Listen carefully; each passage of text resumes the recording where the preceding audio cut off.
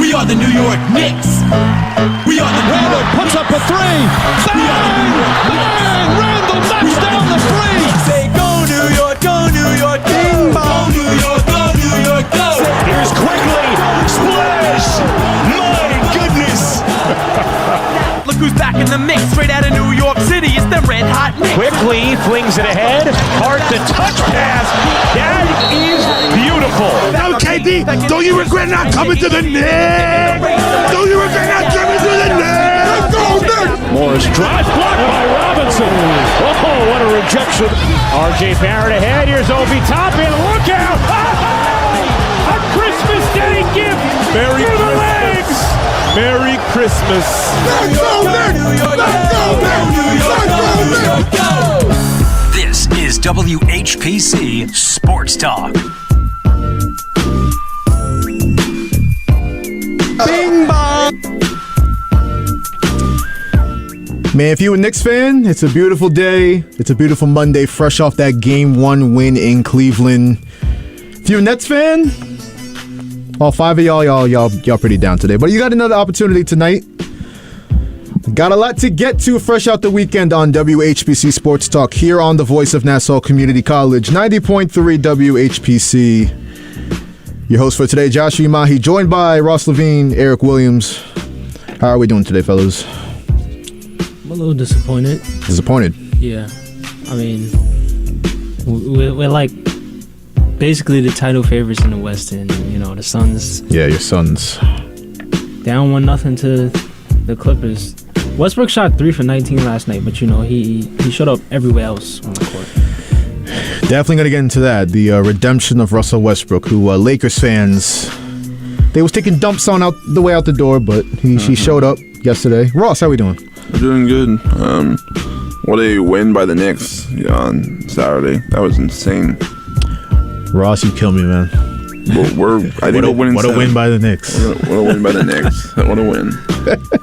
Hey, listen, the excitement is in the studio. I know you're excited out there.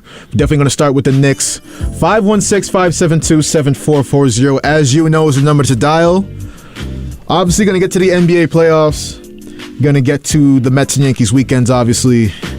NHL playoffs start today. Going to comment a little bit on that. And we got a big-time quarterback contract extension from the NFL.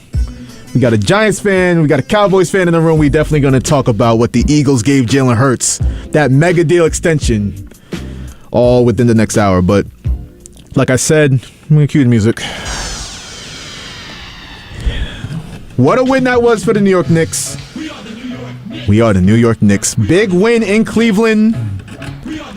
I took Knicks plus 5.5 for all my gambling degenerates out there. 4-point win in Game 1. 101-97, the Knicks beat the Cleveland Cavs. Now, we got to start with Julius Randle because, I pretty much felt like he was going to play, but there was a big mystery that Tom Thibodeau and the Knicks were making there. Well, we don't know for sure if he's going to play. Well, he played, and it looked like to start the game, he ain't miss a beat. 16 points in the first half, finished with 19 overall. Just your thoughts, Ross, on how Julius Randle didn't show any rust, which was kind of surprising. No, he's been one of the MVPs all season, so I think he's playing like there's something to prove. He knows that he didn't play well last time in the postseason, so he knows that he's got to rebound and play much better than he did, and he set the tone in the first half. He did. He set the tone. He was the only guy that really was scoring. Nobody else really was. So that was a big thing as well. And if Jalen Brunson and Julius Randle are on their games, the Knicks are going to win the series. That's a fact. Beautifully said. Look, I wasn't aware of just how many ways, and I know it's Game 1. I know Game 1 overreactions is a big thing in terms of the NBA playoffs. I'm not going to do that and just say, Knicks in 6, Knicks in 4, Knicks in 5. I'm not going to do that. But I was surprised at how many advantages we had over the Cavs. Just the physicality. They have Jared Allen, yeah, but Evan Mobley. Evan Mobley's like 90 pounds soaking wet. Like, if you just poured a bunch of water on him, he had, like, the damp clothes. He's not weighing 100 pounds. And you saw Julius Randle, just to start the game, to finish the game, just overwhelm him, overpower him. That's one thing. Their wing situation, Cleveland.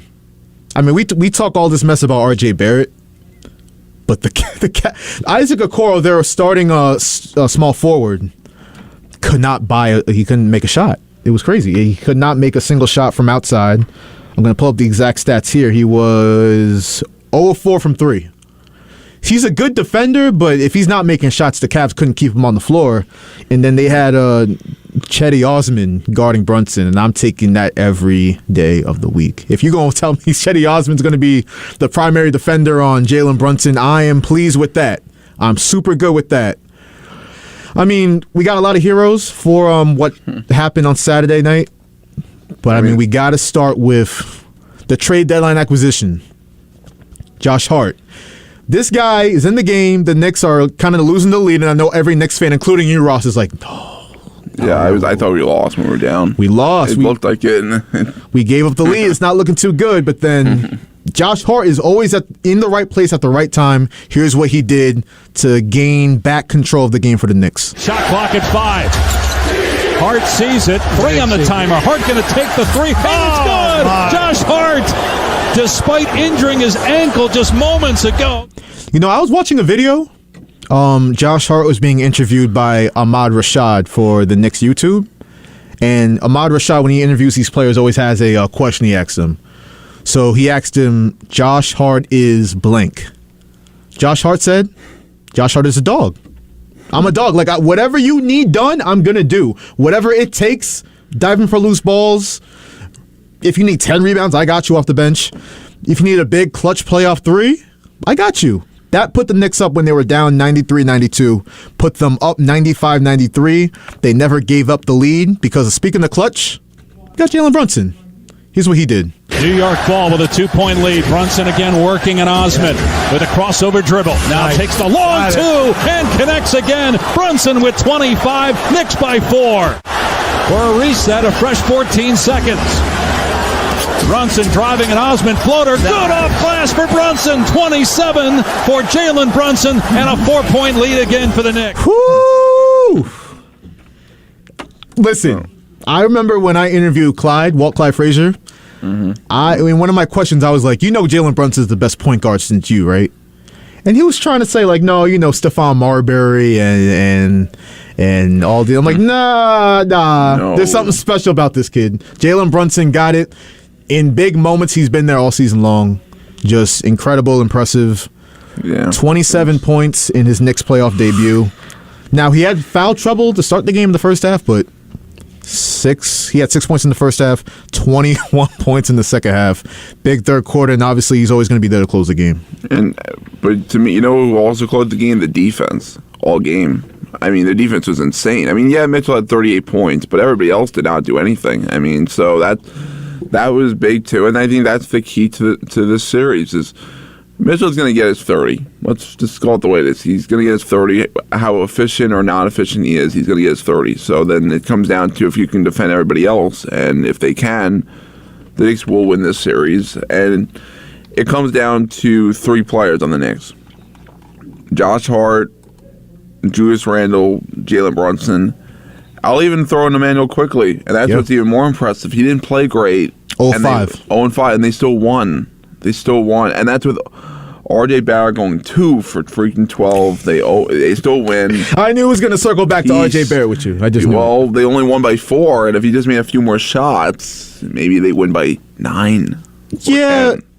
You're right. He has to obviously shoot the ball better. But I'll give RJ credit for this, and I know I'm one of the ones that takes craps on this kid every chance I get, just because I'm disappointed with how he hasn't really progressed past the player he was last year. And the 3-point shot has regressed; it hasn't progressed; it's regressed. But RJ Barrett, I mean, if you look at the stat sheet, 7 points on 2 of 12. We talk about it, Ross, but 6 assists, team high in assists. He was playmaking, 4 steals. Now, I've said about RJ Barrett. The shooting obviously wants to come around, and I want him to be a future star. It doesn't look like that's what he's going to be, but if he just locked in on defense, because he hasn't been a good defender all year either. He hasn't really brought it on the defensive end. But I always said, if he just locks in on defense, I won't care about how his shooting percentages look like at the end of the game. I'm good, because if you just do that, and what he did to Darius Garland had 1 assist, one of the best passes in the league, 1 assist and 5 turnovers. RJ Barrett, 4 steals, also a team high for the Knicks. You can't deny. I mean, I'm not happy with how he shot the ball. Obviously, nobody's happy with that, and he's got to be better. Tom Thibodeau even said, he was happy that RJ did other things to contribute to winning basketball, but play defense like that, I'm good. I'm really good. I don't know about you, but I'm good.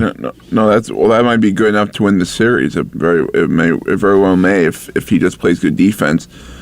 The only concern that came out of the game is now you hear that Josh Hart's uncertain for game 2. Mm-hmm. Yeah, I mean and here's what I'll say about that. Like, I know it's your whole when you win the first game, you want to get greedy and win game 2. Yeah. The whole goal was at the very least split the road. They did that. Even if they lose game 2, they split the road. So if he's healthy enough to play, you play him. But if he's not healthy, that doesn't mean you're going to lose the series. Like, they could be fine. I mean, I've seen them play pretty okay even without him. It's not as much with them, but I've seen them play okay without him. And if he misses the game and you lose, you have home court advantage. I don't know if that's a good thing for the Knicks because they're a better road team, but that it's not the worst case scenario. The whole point was to split the road, and they did that. I mean, they were even underdogs going to the game 1, and they won. They found a way. So, like, game 2 to me, if you're in position to win, you win it, but you're getting greedy. Yep. At this point. Yeah, the Knicks got house money. They're playing with house money. That's the phrase. And you said it, they already accomplished their goal. Because you're going into Cleveland with the mindset of we just got to get 1 and steal back home court advantage. Right. We weren't good enough in the regular season, largely because of how we started the first quarter of the season. Yeah, they were not good at home. When Evan Fournier was getting minutes and Derrick Rose's corpse. I love Derrick Rose, but those minutes were rough. So the Knicks, they started 10-13. Because of that, no matter how good they were to end the season, they couldn't catch up to the Cavs at the 4 seed. But, it doesn't matter anymore because the Knicks got home court advantage right back. They stole it right back, and I want to see this team get greedy. Oh, yeah. I want to see this team get greedy. They already shown that they have the physical advantage against the Cavaliers, the Knicks. And, I mean, the Cavs were out-rebounded 51-38. And all this talk about, Twin Towers. The Cavs have Evan Mobley and well, we have Mitchell Robinson. We have Julius Randle, who's the strongest player in the league, in my opinion. Isaiah Hartenstein off the bench. They brought it. They brought it to him. Yeah, I mean, I can't believe it's been like a complete 180 on Julius Randle all of a sudden. It's like we went from the guy that just absolutely hated the guy with the whole thumbs down thing last year. He can't perform in the playoffs, and it's only 1 game, but like now it's like, wow, he actually can perform in the playoffs. Like, it just went a complete 180, like, in just a couple of days. It's insane. Somebody said he hit Donovan Mitchell. They had that incident where Donovan Mitchell pushed Randle. He wasn't. You're looking like, is Randle gonna, is he gonna lose his temper again? Because you knew that was gonna be part of the Cavs' game plan to kind of like provoke him. Get in his head a little bit. But he just walked away. Said, boo me if you want. Boo me. I don't care. I'm playing well. You're not going to affect me. That's big time from Julius Randle. Again, he had that god-awful playoff debut versus Atlanta. Yeah, I mean, you couldn't play any worse than he did. Oh, that was horrific. But, he's come around all season long. We talk about the meditation. We talk about him keeping his cool. We talk about him playing smarter through double teams and everything. It's a beautiful performance what he did. Yeah, obviously he didn't finish well, but 16 points in the first half. Like, you got the team going, and then they held on to the lead enough with Jalen Brunson, holding it down. Yeah, if Randle, honestly, you look back at when he suffered the ankle injury, as bad as it was at the time, and it didn't look good. That may have been a blessing in disguise, if you really think about it. If you think about the way Obi's playing. The way Obi played, and Randle was struggling before that. So, that might have been a good thing just to get him away from the game. Think about how he could play better in the playoffs when they matter most. So, it might have been honestly a blessing in disguise if you really think about it. I mean, it wasn't the worst thing because you saw that the team still played pretty okay without him, and it was a good hint that if Randall does miss a game or he can't play too many minutes, you know that you could win even without him. Yeah. No, without a doubt. Just a lot of great stuff from the Knicks like we're talking about. Once again, 516-572-7440 if you want to chime in on anything that impressed you about the Knicks, what they got to do to get Game 2, and what a scene that's going to be on Friday night, Game 3 at the Garden. That's going to be something. One take on the Cavs, and Donovan Mitchell did play well. And, of course, you had Stephen A. Smith going, he could have been a Knick. Knicks won a Game 1. He's like, Spider could have been the Knicks. I'm like, yo, shut up. First off. But Donovan Mitchell, 38 points on 30 shots. I mean, he's a monstrous playoff scorer. We know this, but let me tell you something. If it's going to be the Donovan Mitchell show, I said he took 30 shots. Nobody else on the Cavs took more than 13. Let him score 40. I'm good with that if we keep everybody else in check. I mean, like I said, Garland only had 17 points, 5 turnovers. RJ Barrett a big part of that. But their game plan, to start the game, they blitzed Garland every chance they got, and they kind of let Donovan Mitchell operate one-on-one. And you're watching that game and thinking, like, that makes no sense. Donovan Mitchell's the better player. But that game, you can tell their game plan, Donovan Mitchell can put up 30, 35, 40 shots. We're not letting anybody else get off. We're holding down everybody else, and that was, I got to give Tibbs credit. I mean, Ross, we argued about it all year last year. Maybe he really is a good coach. Yeah. I don't know. Maybe he is. He coached a good game. He coached a very good playoff game. I mean, he's coached pretty well all season. I mean, I'm not saying the guy's going to win Coach of the Year or anything like that, but, I mean, the guy's, maybe he's a good coach. I don't ever think Tom Thibodeau will ever be around for this team when they win a championship. Agreed. I don't, unfortunately. But Tom set the foundation where what other coach really did that? I mean, David Fizdale. I mean, Jeff Hornacek. Like what coach did that? That's why it's like, get Tom Thibodeau out of here. He stinks. Like, who are you going to hire that's better? Like right now for this team. This team won. I mean, if you really think about it, I'm sure there's a better coach out there that they could even win maybe a couple more games. Like, because Tom Thibodeau's had a few games this year, late in games where he hasn't coached his best. It's some last minute. You want to set up a game plan for a final possession. He's not great at that. That's where maybe another coach, maybe a little bit better. Yeah. But 47 wins with this team that just won 37 last year. Like, how much better are you really going to get with another coach? Outside maybe a couple of wins, like Kenny Atkinson, like that's it. Yeah, I mean, it's not much, not many options. I got to give you credit because that was what you were saying, and you've been consistent with that. You don't want to go back to the old days of David Fizdale and Hornacek and remember Derek Fisher? Kurt Rambis, like what do you like? Horrible. I mean, I'm sorry, like you gotta stick to the plan. I mean, it seems like the players love playing for him. I mean, that's sometimes you gotta go by that too. Yeah, I mean, maybe I gotta eat crow. Tibbs is a good coach. I said it. He's a good coach. I mean, from what I'm seeing, he's a good coach. But you know what? Like we said, the Knicks got to get greedy. Go after Game 2. That's tomorrow night, Tuesday night, 7:30 on TNT. Quick question before we move on. How confident are we now in the Knicks' ability to match up against the Cavs, number one, specific matchups, and number two, win the series? What I say? I said after the game was over, I said Knicks in 5. I'm being straight up honest. If they steal a game again in Cleveland, it's over. It's over. You're not going back to the Garden and winning the game. It's a tough environment to play in. But, like you said, Donovan Mitchell, you could let him score 40 and everybody else can be held in check. And you can simply win like that. But, unfortunately, it's not going to be like that every game. But quickly and, other players like Grimes and Barrett didn't really show up to their best of ability.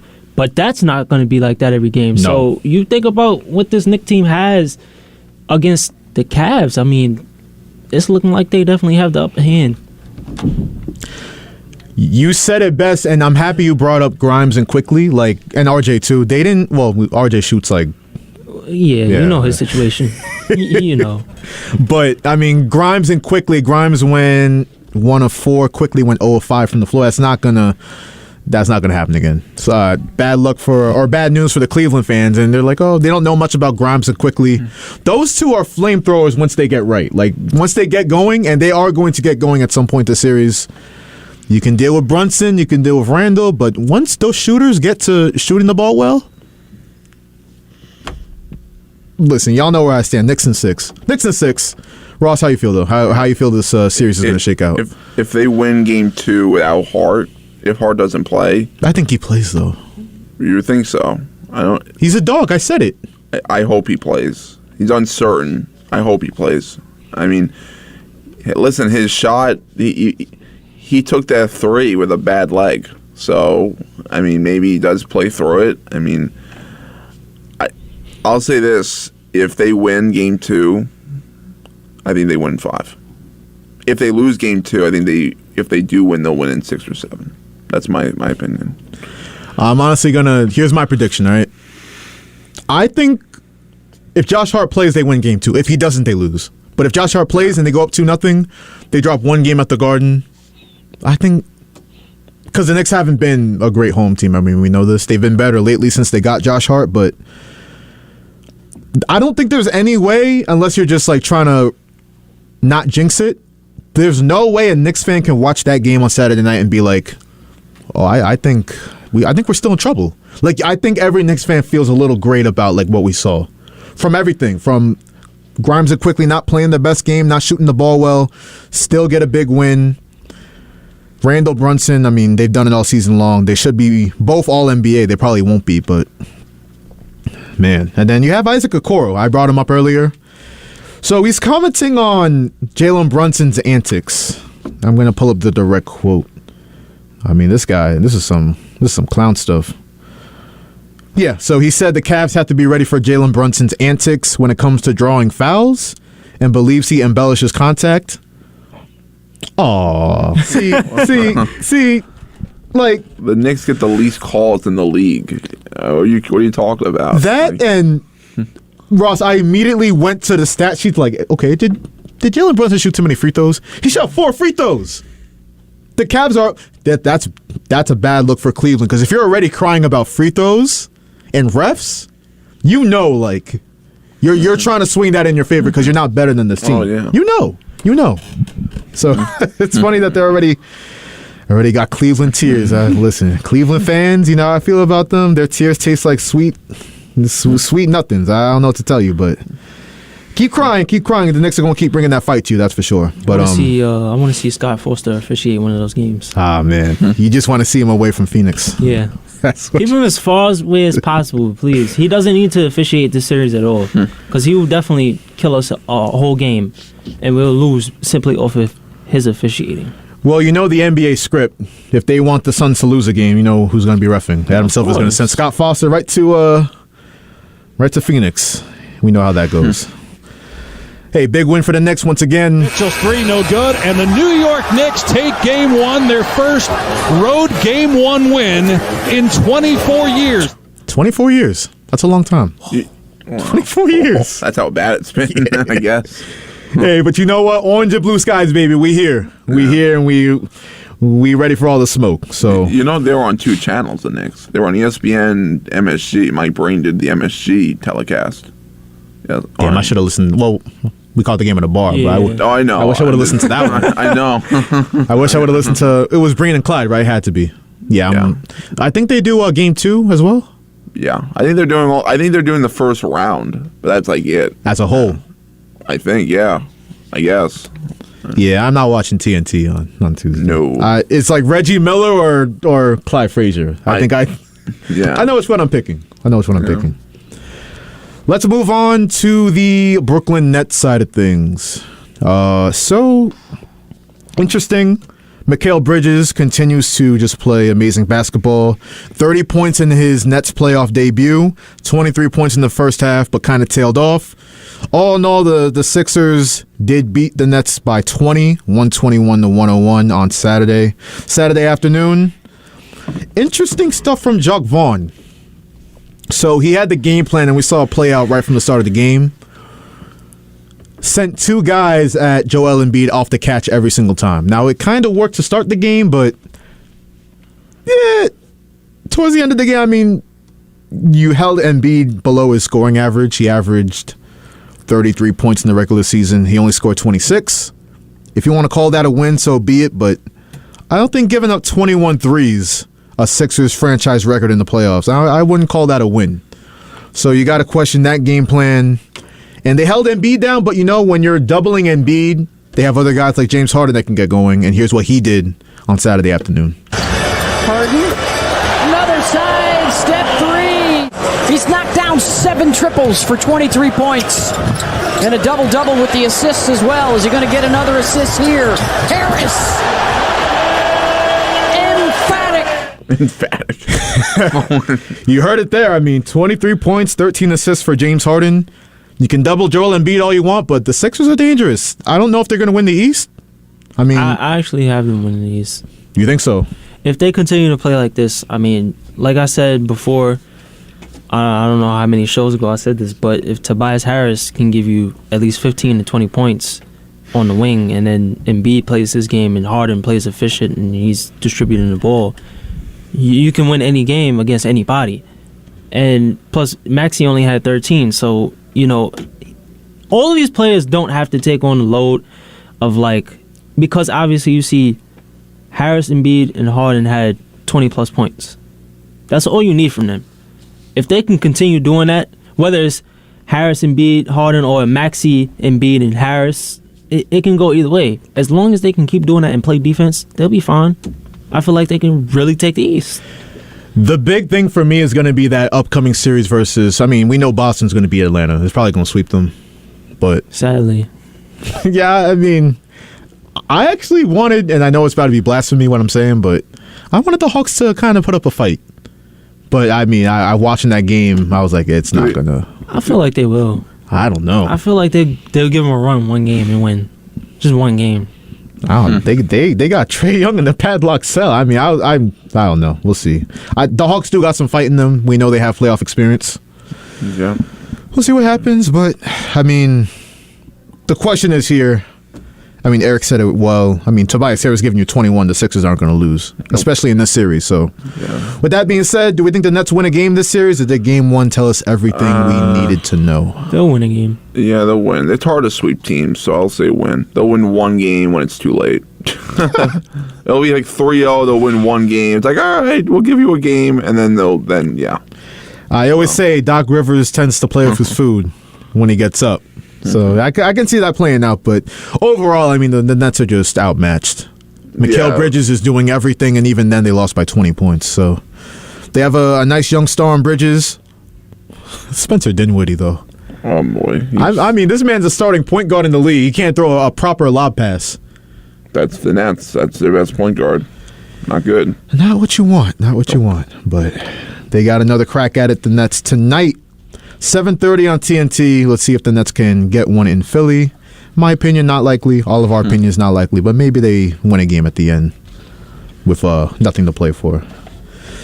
Before we move on to the rest of the NBA playoffs, let me remind everybody that you are listening to WHPC Sports Talk here on the Voice of Nassau Community College. 90.3 WHPC, as it is Joshua Umahi, joined by Eric Williams and Ross Levine. Number, you know the drill, 516-572-7440. Got some Mets and Yankees talk coming up. Got some NFL talk coming up. Got some NHL talk coming up. But we got to recap some other interesting things in the NBA playoffs. So I'll start with the Kings-Warriors game. Sacramento. We talk about the Knicks playoff struggles. Sacramento been thirsty. They haven't made the playoffs since 2006. And their fans were going like crazy. It was a tough situation for the Warriors to be in, and they only had 11 road wins this year. So it's not going to be easy. But the Kings did get it done. E40, though, got kicked out of the game.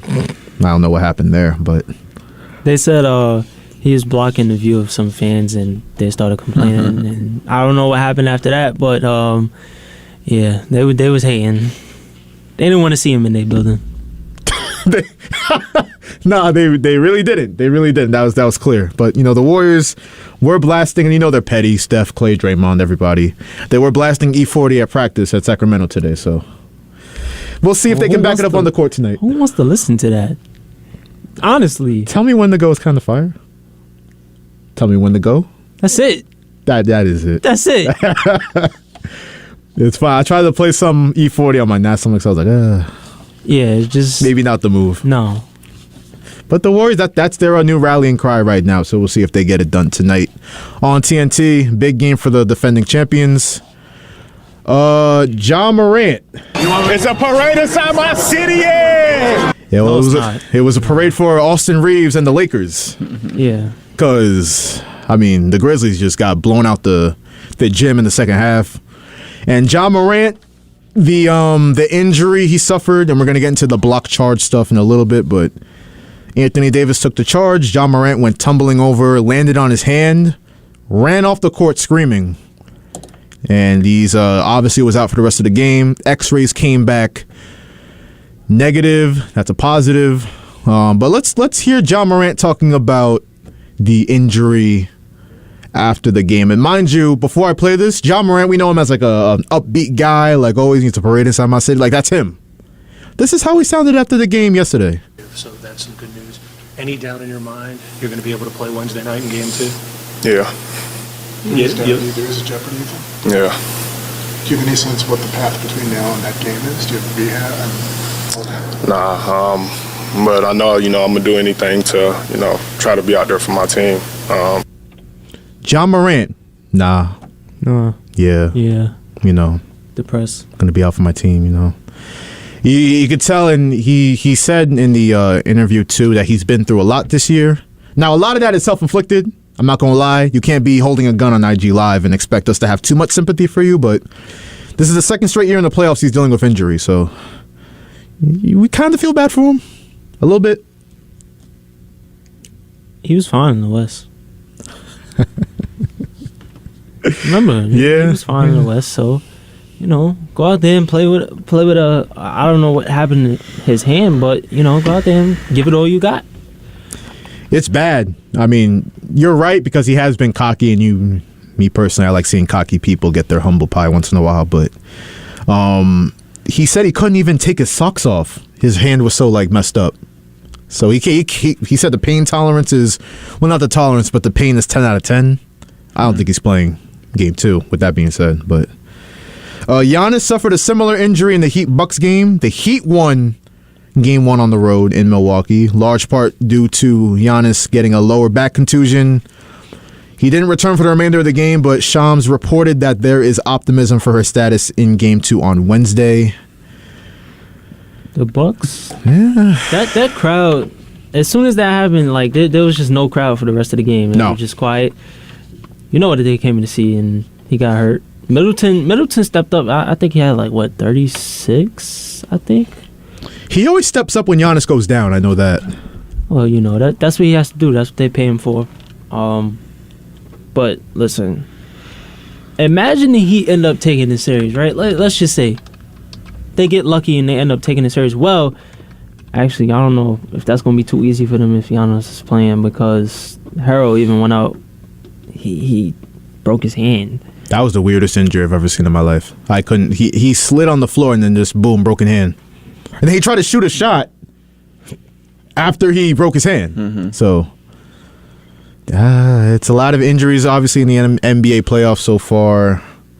Didn't have one in Clippers Suns. We did not have an injury, thankfully. We had a clinic. Kawhi Leonard reminding everybody who he is in the playoffs, 38 points. Devin Booker, though, he's no slouch himself in the playoffs, 26 points. Kevin Durant, 27 points in his Suns playoff debut. But Russell Westbrook, let's give some credit where credit's due. He made a couple big plays, got some big rebounds.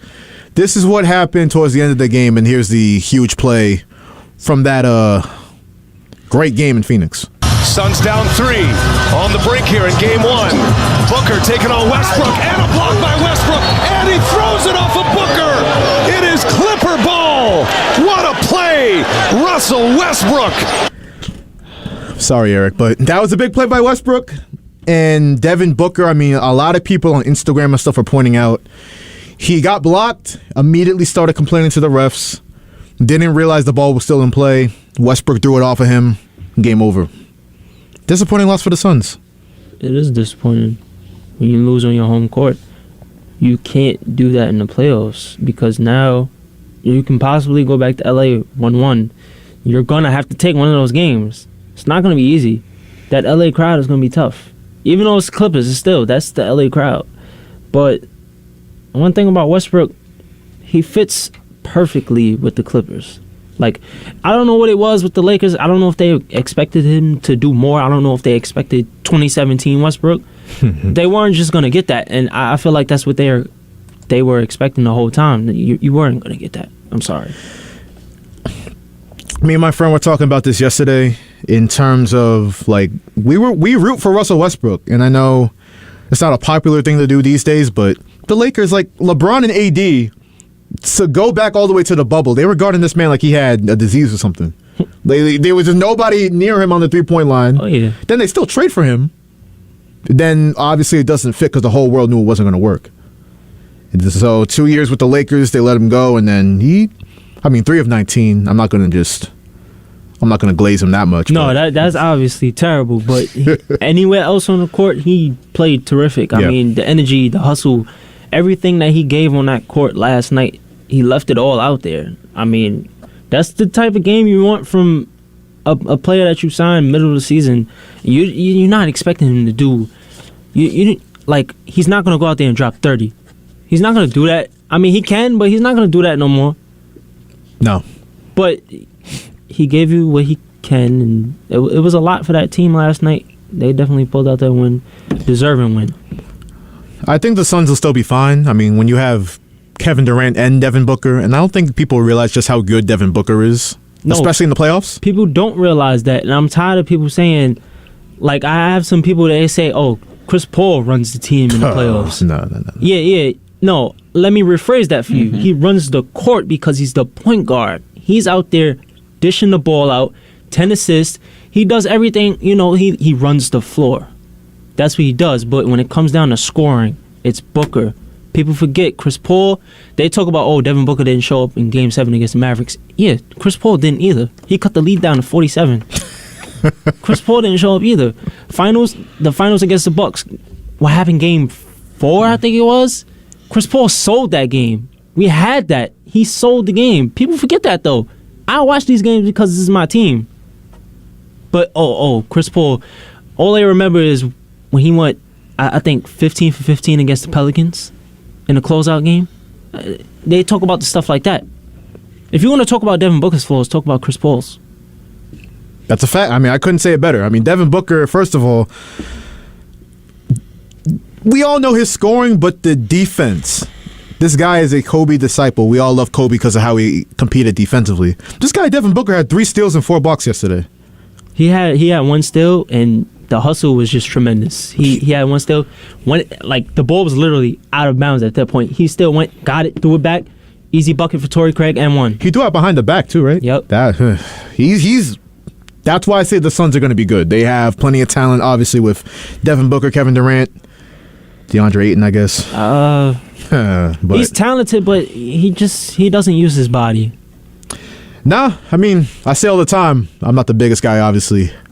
That's for the Facebook Live. You see me walking here every day. I'm not the biggest guy, but if I'm 7 foot 230, I'm not wasting that. I'm sorry, I'm not wasting that ability. I'm not. I'm throwing elbows. I'm boxing out. I'm trying to dunk on people every play. I'm not taking that for granted. I just feel like he takes it for granted. I'm gonna tell you, like, the type of potential he would have if he would use his body and maybe even like lift more weights, get in the weight room more, get some more muscle on you. I'll tell you what, he would be like I hate to say this because he's a Hall of Famer, but like, it's a great comparison. He would be like a David Robinson. I like that one.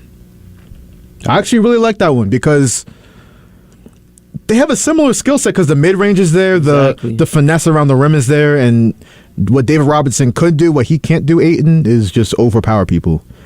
So, I don't know. I was going to say, like, maybe he gets it going and realizes who he is and how big he is, and he was number 1 overall pick over the likes of Luka Doncic and Trae Young, but they're going to need him for a championship run. I mean, we're talking about who's going to win the NBA championship. If DeAndre Ayton, and I know they have all the star power, but if DeAndre Ayton doesn't bring it, I'm not even asking for 15 points. I'm asking for 15 rebounds. Yeah. 10 rebounds. They didn't even have 10 rebounds yesterday. And he showed that before in the 2021 playoffs. He showed it. He had like 21 rebounds against, I think it was the Clippers. He had 21 rebounds. I mean, he was just out there rebounding. I think his average is for the whole playoffs was like 14, 13 rebounds a game.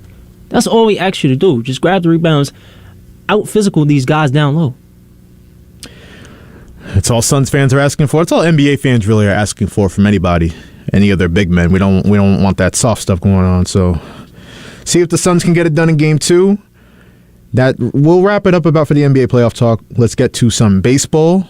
So over the weekend, we're going to start with the Yankees. Now, the Mets did sweep their series. We'll get to that in a little bit. They swept Oakland. Hooray. But so the Yankees lost the first 2 versus the Minnesota Twins at the stadium. And everyone was talking about, don't we usually own Minnesota? A split is kind of like a win for the Twins, if you really think about it. They never, they never win a series there. They usually lose a series in Yankee Stadium. So granted, they face Garrett Cole, so that's, you're probably going to lose that game in all likelihood. And the game that Herman pitched, supposedly he had stuff on his hands, so I don't know what that was all about. Another sticky situation. Sticky stuff. I don't know. I mean, he had a lot of strikeouts for a guy that doesn't have as many, usually a ton of strikeouts. So I don't know. Maybe that was actually accurate. I don't know. Maybe he did have something. I mean, but I don't know.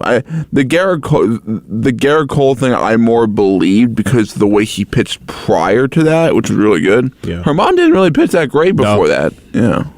So. You brought up Garrett Cole, and that's the game I wanted to get to, the last game of the series, because Garrett Cole, I mean, whatever you want to say about him in the past, the weird quotes after games and not really living up to that $325 million contract, I mean, he's 4-0 so far this season, lowered his ERA to .95 with this. Here's Correa. High fly ball, right center. Going back is Judge. Cabrera's there as well. Makes the play. A complete game shutout for Garrett Cole. A brilliant performance on this Sunday afternoon in the Bronx. Complete game shutout. You never see any of those in today's baseball, but it only took him 109 pitches. 9 innings pitched, like we said, 12 hits, 1 walk, 10 strikeouts, just completely dominant.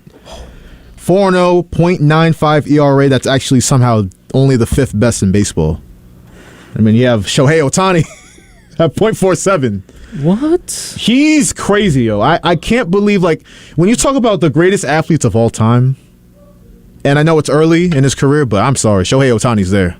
Because the pitching and then the hitting, .47 ERA, and then I'm going to pull up the OPS here. Like, it's wild. It's completely wild. This is fantastic from Garrett Cole, though. Yeah. 9 innings pitching, you only give up 2 hits, 1 walk. Guys don't do that like that no more. I had a take, Eric, earlier this year where we were talking about, like, who gets crapped on the most in terms of New York athletes. And obviously we talk about Julius Randle. Some guys on the Mets, but nothing crazy like that. Well, now it's Jacob deGrom, but Zach Wilson, RJ Barrett, obviously, too. But Garrett Cole, like, we were killing Garrett Cole last year because we couldn't believe, like, this guy's got the big money, and whatever it was, he had, like, the sticky stuff situation. He was using, like, foreign substances to help him pitch. He had all that going on, and then he had all these weird quotes talking about, like, oh, I can't even quote some of the stuff he says. Just, like, not stuff he wanted to tell New York media, but is he the Cy Young frontrunner right now? And I know it's the first month, but yeah, I mean, probably right now he is. I mean, it's early. It's so early, but he's probably the Cy Young. You know who's not a top 5 pitcher right now in baseball? Jacob deGrom. Nah, he's not. He's not. How did he do last start? He was pretty good. I mean, he played the Royals. Royals stink. So, and he's facing the Royals again. So, again, it's going to get inflated because you're facing the Royals a couple of times. He played Baltimore. So, like, he hasn't went up against the best of teams. He still has, like, a 5 ERA in 3 starts. So, like, I mean, maybe he's not the same pitcher anymore. I don't think he is. But Garrett Cole is definitely taking the notch over DeGrom when you talk about, because that was always the big story. Who's better, DeGrom or Cole? When they were both in New York, who was better? And DeGrom was better at one point. Now I think it's kind of shifted. And even though DeGrom's in Texas. DeGrom actually pitches tonight in Kansas City again, so yeah, we'll see how that goes for him. But I mean, the pitching for the Yankees, they're missing 60% of their rotation. I mean, Cole is Cole. Cortez, we pretty much know what we're going to get out of him. Yeah, they blew that game when he pitched. Yep. He blew it. Clay Holmes hasn't been great either. No. He wasn't really good at the end of last year either. I mean, the second half of last year, he wasn't great. His career is weird because he was on the Pirates, wasn't great. First half of the Yankees, really good, and then he just fell off. Maybe he's kind of what he was with the Pirates, and maybe what he was in the first half of the Yankees, he's not as good. Oh, man, you calling him a fraud? He's okay. He's not what he was, though. Yeah, you're not going that far. I think it was a kind of a fluke how good he was. So you're calling him a fraud? No, he's not terrible. He's just not great. He's okay. He's okay. All right, I'll take it. I'll take it, Russ. We got a caller on the line. Caller, you're on WHPC Sports Talk. What's going on? What's up, Josh? How are you, buddy? I'm okay, Justin. How we doing? Honestly, not too good. And I'll get to the sports talk in a second. If you give me a minute. Sure. So yesterday, I'm driving my car, and I see these things falling out the back of the car, and they look like ping pong balls or golf balls. And I'm like, oh, that's interesting. Turns out they're rocks, and one of them went through my windshield, and luckily Geico is covering the claim. So that was my Sunday. But I needed a Mets victory, to sort of right the ship of what my weekend was. I know they're playing one of the worst teams in baseball, so it is what it is. But you got to win those games. I mean, that was a problem for a long time with the Mets. They weren't winning the series. They weren't sweeping series. They were taking 2 of 3 when they should have been sweeping. So I like this team moving forward, especially with Escobar hopefully out of here, and maybe we could get Vogel back out of here. And I'm sure Carrasco, who did do decent. He started off a bit shaky on his start, but I'm sure he'll be out of here in no time short. Where do you see this team going now that we got, Verlander coming back? We got Beatty coming up. Where do you see this roster moving forward? And more particularly, I want to hear from Ross because, he was a bit negative on the team. Do you still think it's, a little too early? What do you think, what do you think of the squad right now? I mean, I will say, I know they swept Oakland. They did what they were supposed to do. But the offense definitely is concerning. I mean, I think the pitching you're starting to see get a little bit better. Carrasco was decent. McGill's been very good so far this season. But the offense, to me, it goes back to the offense, and I feel like there's something missing in that lineup. Well, I think Brett Beatty could be that thing because, Lindor's killing it. Alonso's, I think, the league leader in home runs. Those guys are doing their job. I think McNeil had a bad series. He's going to be batting 300, though. I think if you get a solid DH, which they have not had since, they've had a DH in the National League, and I think with Beatty coming up, taking over Escobar, I'm thinking, the offense should pick up. No, you're right, and you bring up the DH, and that's been a hot topic of discussion with the New York Mets. I mean, me personally, I don't like just getting out here and killing guys, but get Vogel back on my face. I like Tommy Pham on the righty side of things, but Vogelback, I know he did okay last year, and people love the big Vogie and everything else, like a big polar bear running the bases. You know what they call him? What they call him? Danny Burgers. That's what they call him. Yeah, big guy. So but that whole experiment, get Beatty in there, no matter if he's playing third base, left field, DH, get Beatty at bats. He's killing it. I have the stats here. He's 1386 OPS in AAA. That's murderer's row stuff right there. So you get him in the lineup, and obviously we're waiting on guys like Ronnie Mauricio, Mark Vientos, who I want to see up as well. I feel like Billy Epple just gotta this veteran, trust the veteran stuff. It's not working. It's a whole month into the season, and they knew they had that pressure on them to start the season, and even with that, they still 2-pack ass. It's called what it is. It's not good. So I think the Beatty call-up is a great thing. It was about time. Let's get some runs on the board. And I know it was the Athletics. We scored a little bit in the series, but the A's are god-awful. They stink. They are horrible. They're the worst team in baseball. Maybe one of the worst teams in baseball I've seen the last 10 years. They're not even trying to win. So do you think a guy like Mauricio, do you think that he would be able – because obviously he plays shortstop, so, that position's locked down for the next decade. Yeah. Has you heard anything about him maybe playing second base, move McNeil to left field? Because I don't mind an outfield of McNeil, Nimmo, Marte, and then that infield with all those young studs, have Beatty at third, Alonso at first. Could this guy play second base? Is that something that's been discussed? Or? I saw a tweet from, I think, John Harper of some newspaper, and he was saying that opposing GMs were saying, what are the Mets doing? I would play this kid in left field. I would DH him. He has so much power and ability. And, again, he wasn't one of the prospects we had our, complete eye on because, obviously, his regular position was shortstop. We have Francisco Lindor for the next 10 years or so. Yeah. Maybe they can use some of these guys maybe also as, trade collateral because, I am liking what I'm seeing from Robertson. This guy as our closer obviously isn't the same as Diaz. He doesn't have the same stuff, but he's a proven commodity. I mean, this guy's a veteran in the league. He's pitched in big positions throughout his career. So, I don't know. Maybe they could do something trading some of these young guys. We'll see, I guess, moving forward. But I'll be listening to the rest of the show, fellas. Have a good one. All right, Justin, as always, thank you for the call. Always great stuff. That's Justin Greenberg. You can hear him on the Morning Madhouse Tuesday and Thursday. You can hear the Saturday Radio Rumble. He didn't plug himself this time, but I got him.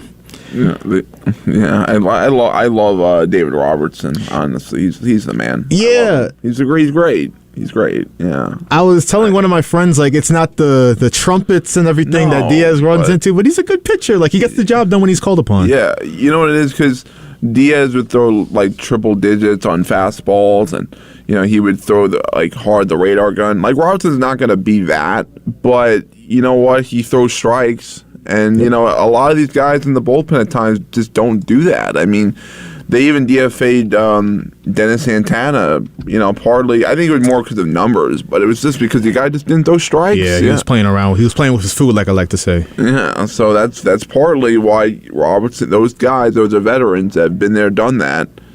Those guys could be closers because they could throw strikes. And that's a big thing, too. I mean, and I even said during the game, the last game yesterday, if Robertson, he blew the save, let's say he blew the save in that 10th inning, I wouldn't have blamed him if they lost that game because their offense should have been way better against that awful Oakland team. That Oakland Athletic team might be one of the worst pitching teams you'll ever see. You should be able to score more than just a couple of runs, and that against that team than what they put out. And the only reason they got that run the top of the 10th thing was because of the wild pitch. So, they didn't even get a hit. So that was a big factor too. And one other thing too, Vogelback, I don't want to see. Please, I don't want to see Daniel Vogelback ever. No Danny Burgers? No. And no Escobar, especially no Escobar. He is brutal. I always say Carrasco's kind of done. I think Carrasco's finished. Escobar's finished. He is finished. He cannot hit.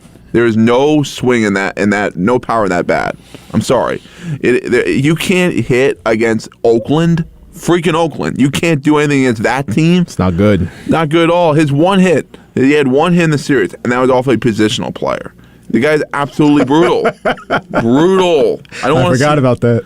It was, and the game was 14-6 already. The game was pretty much decided. So it's he can't hit. I mean, it would have been a cool moment. Base load 1 out if he could have maybe done something big. But in the back of my mind, I was like, yeah, grounded all play seems about right for Eduardo Escobar. Seems about right. Eduardo, what are we going to do with you? Well, hopefully we cut you soon because you, like Ross beautifully put it, you're not it. You're just not it. So no. Nope. Let's, who do they have though, Ross? The Mets? Got this man. And Pete gets one in the air to deep center field where Reese watches it go, and this game is tied. A monstrous home run from Pete Alonso.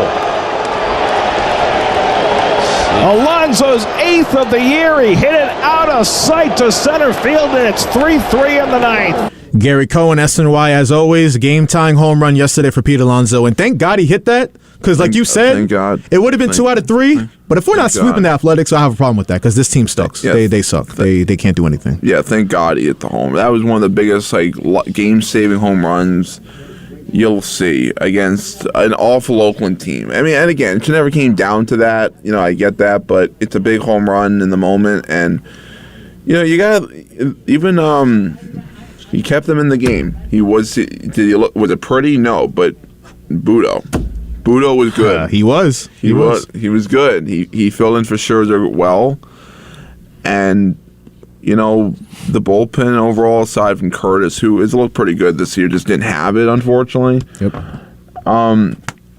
Overall, the pitching was good. I mean, it was solid, like all games. Even like they won 3-2, they won 4-3. Like, don't get me wrong, you like to do more than that against Oakland, but listen, you won, you swept them. That's what they were supposed to do. They're 10-6, which is good. Sixth best record in the majors right now. Sixth best record, and they're only 2 behind Atlanta. Yeah. I mean, for me, let's focus on just at least getting to the wild card. The Braves, it's their division. Let's be honest. Until they lose the division, the Braves, I have to still pick them. Fair enough. Because they always have won that division. So I got to pick the Braves, but the Mets could definitely put some pressure on them if they keep winning series. And it doesn't have to be pretty, just win. And that's all they have to do. Yeah, we'll see how they do. I know the Yankee side of things, they have Shohei Ohtani and the Angels coming into town, and then the Mets are in L.A., so big series in LA versus the Dodgers. We'll see how they do. Before we get out of here, did want to get to some football news real quick. We didn't have time for everything, but Jalen Hurts, we'll talk about this more tomorrow, I'm sure, but 5 years, $255 million. Overpaid. Hey, man, that's a lot of money. That's some serious bread right there. So I'm happy about it. Yeah, the Giants fans and the Cowboys fans are happy about that contract. But Jalen Hurts, he played well. He got his money. So with the best line football. Yeah, the best line football. Ross had to throw some shade in there before we get out of here. But also going to talk about tomorrow. We got the NHL playoffs starting tonight. We'll recap the Islanders game. We'll talk about the Rangers and the Devils series starting tomorrow night. And the Giants, Saquon Barkley and Dexter Lawrence. So what's the deal with their contract situation? We'll get into all of that tomorrow. But for today, we are done on WHPC Sports Talk. And for Eric Williams and Ross Levine, this is Joshua Umahi thanking you once again for listening to the voice of Nassau Community College.